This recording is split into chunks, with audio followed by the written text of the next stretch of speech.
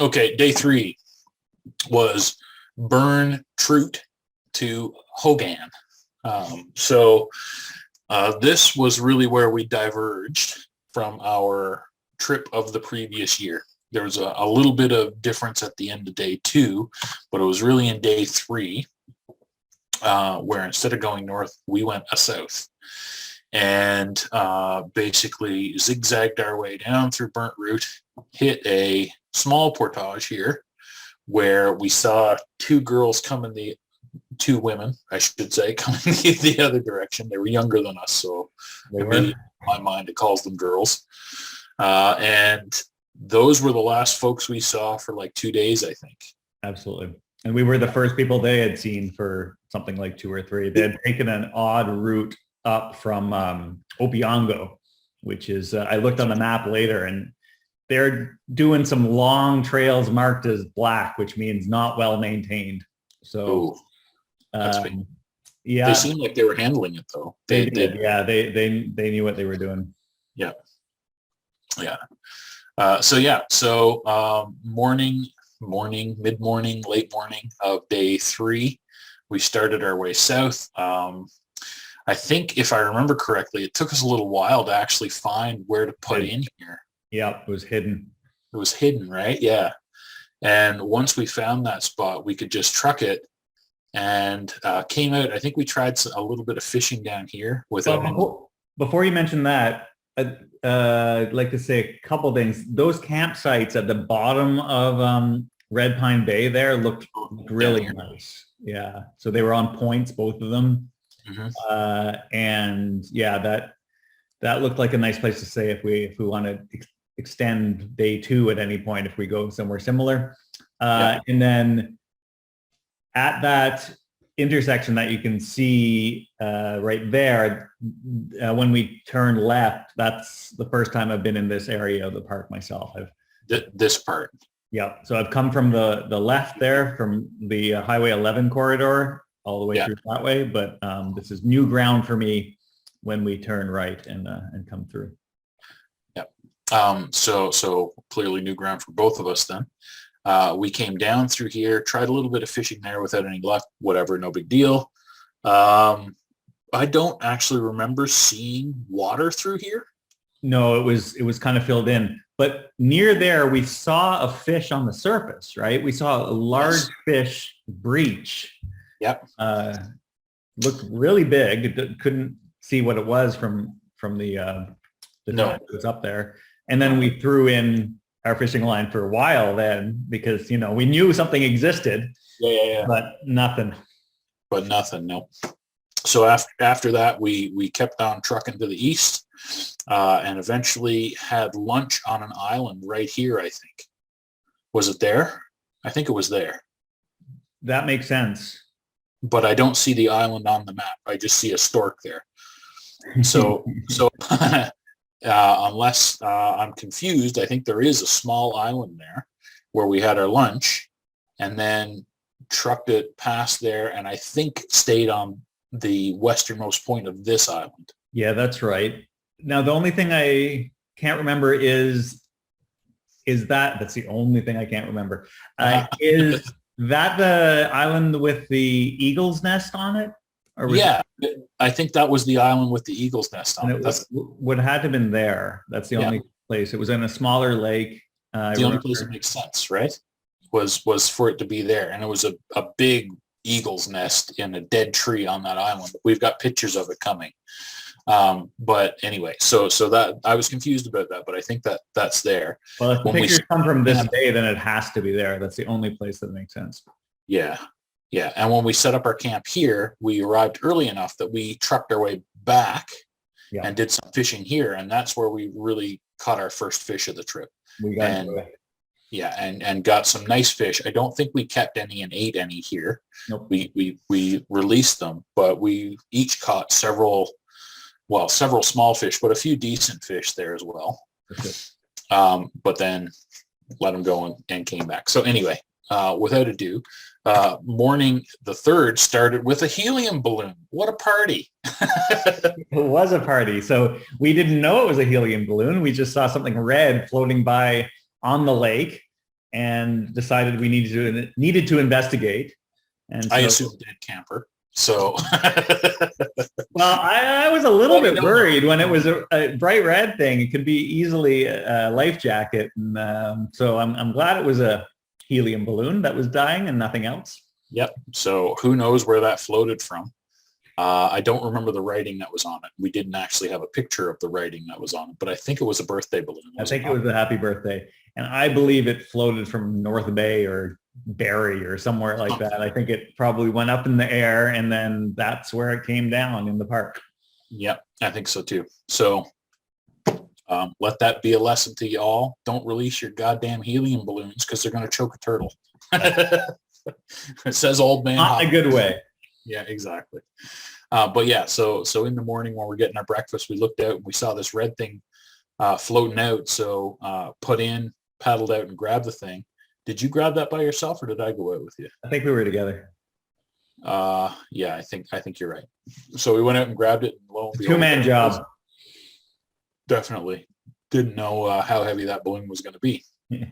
So yeah, we went out and grabbed it, brought it in, put it in our own trash to carry it out of the park, packed up and then started trucking and started heading our way south through Burntroot. And there was a lot of sort of windiness down through here, I think, right? Yep. Until we got to the point where we didn't know where we were. I don't think we actually took any pictures on Hogan Lake. I think we got out there and did some fishing and then we're like, oh, fuck this place. And then just plowed through. That could be. But we got some nice pictures out there on, what was it? Well, that is Hogan Lake. That's the eastern part of Hogan Lake where you see that island. No, I think that's Lake Lemure. So Hogan is where we stayed, right? So we didn't get any pictures of main Lake Lemure. I was confused. So it's Lake Lemure where we didn't take any pictures in that main part. Yeah. Then when we got out here, we did take some pictures. Yeah. That's the island where we had our lunch. Important to note here, this is where it was overcast. So we had an overcast morning and I think got a little bit of rain at the end of this day. It looked like rain was going to come in waves and then we only got very, very lightly sprinkled. Yeah, exactly. It was like a super light sprinkle at the end of that day, and that was the only rain we got, I think. So yeah, so here's our lunch island. This is Ile Martin, where we pulled in on this side, and of course there's the giganto. I think it's an eagle's nest. It is an eagle's nest. Yeah, and little known fact, is called Ile Martin because it was full of shit.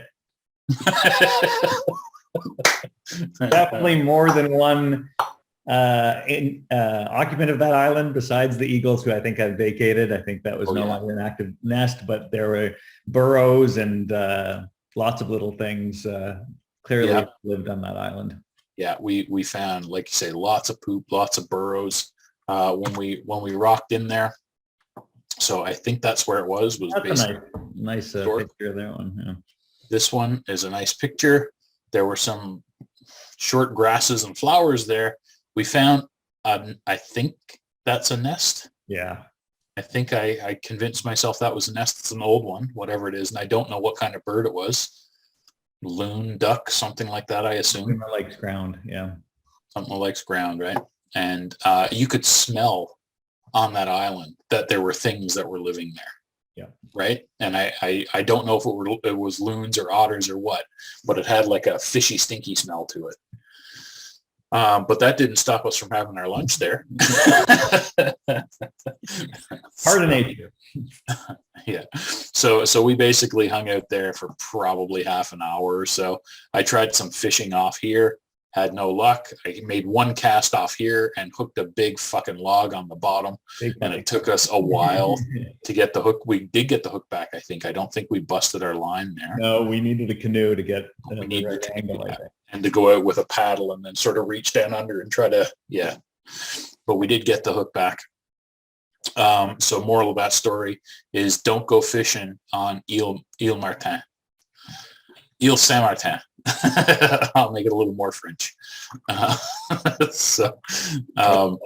that was a lovely little place. after we left there, we came to I remember that. a really overgrown area, right? It was a lot of grass, reeds, stuff like that. We put in, And you couldn't turn the boat around completely. That's why this photo exists. I took out the boat a little bit further to where the stream starts to flow, and there I could turn it around. And oh, sorry, Martin, I've got a kid over here. What's up, kid? No, it's a quote I found in my book. Uh-huh. And one thing said, just the one for the Russian and Ukraine war. Okay. The world will not be destroyed by those who do evil, but by those who watch them without doing anything. That's actually a good quote. Yep. That's by Albert Einstein. Ah. Turns out he was pretty smart, huh? But his hair looks bad. Yeah, but you have bad hair and be smart. But it's better to take care of But it's it. better to take care of your hair. You're right. he did that on purpose. Did he? Yeah. To demonstrate static electricity. Probably. I love you, Emma. Good night. Bye. There we go. So yeah, you were saying that we turned the boat around. So basically you put the canoe out, turned it around and brought it back in so that I could climb in. And the reason was there were a fuck ton of leeches here. So many big leeches. So many big leeches. It was crazy. Like you could see them in the water. And as soon as you disturb the water, they just go everywhere. Yeah. And I'm like, nope. So Weren't you trying to pit leeches against frogs or something like that? Didn't you have a little animal battle there? You were trying to I was hoping that we could, because in 2020 I was doing that with the fish and the crayfish. You remember? Yes, but there was something here that there was some other little animal that you were. It might have been a frog. I Yeah, I think you're right. I think I was trying to scare a frog out into the water to see if it was going to get leached, but I don't think it did. Yeah. I would have remembered if a leech attacked a frog. I think. Yeah, it did. I'd choose a frog on that battle. Would you? Yeah. I would choose the frog in a one-on-one leech battle, but in like a 50-1, I'm taking the leeches. That's a good point. So yeah. Anyway, you basically took the canoe out, spun it, and brought it back so that I could do like 1 foot in the water and then into the canoe to try to minimize leech time. Leeches turned into a whole thing on this trip. Not here, but later on. You're talking about. We'll get to that one.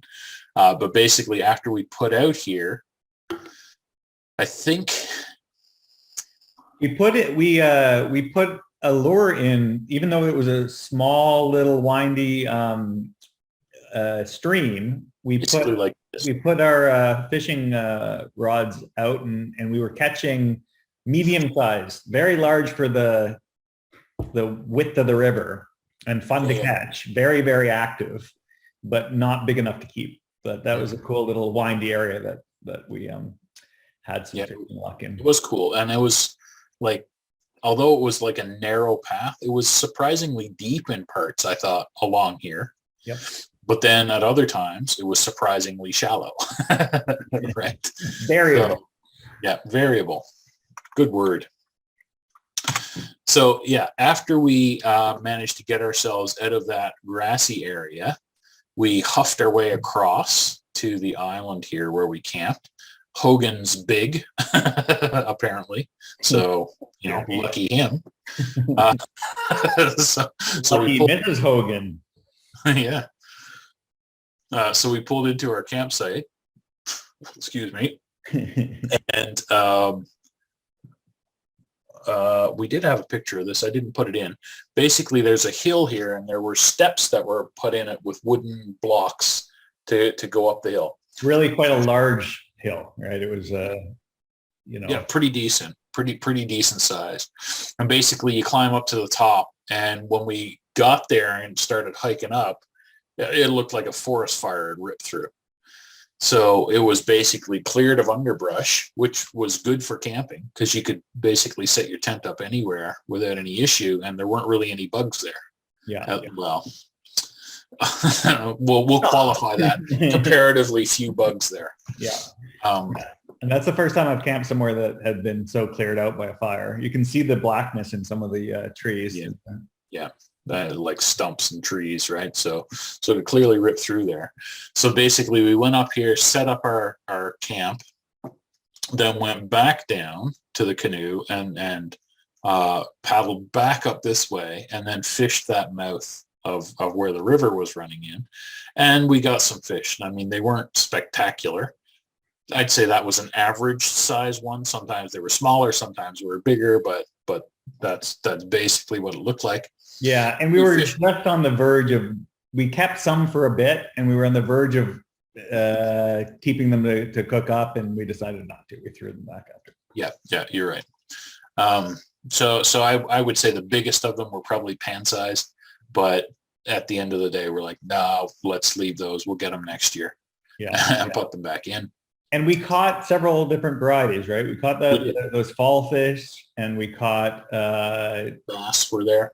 Bass were there, and maybe one other, maybe a pickerel or something else. One other.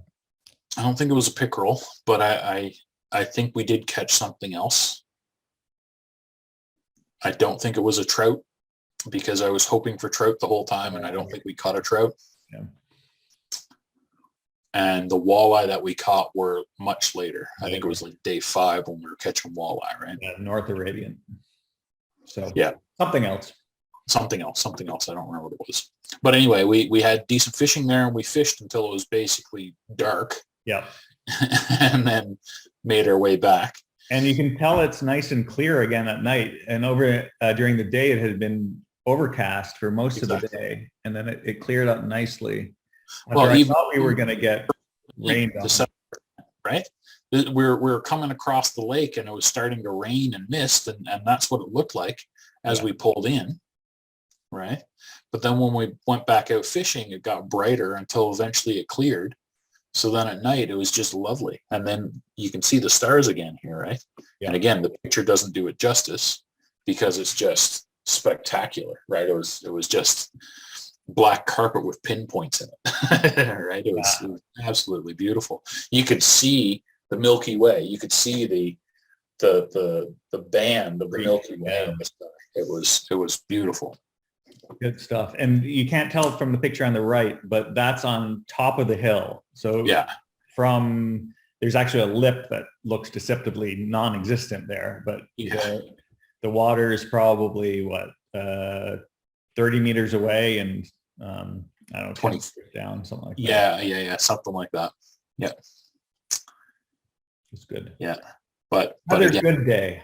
Another good day, and nice and bright, and it wasn't cold. It was lovely. It was really nice. End of day the 3rd.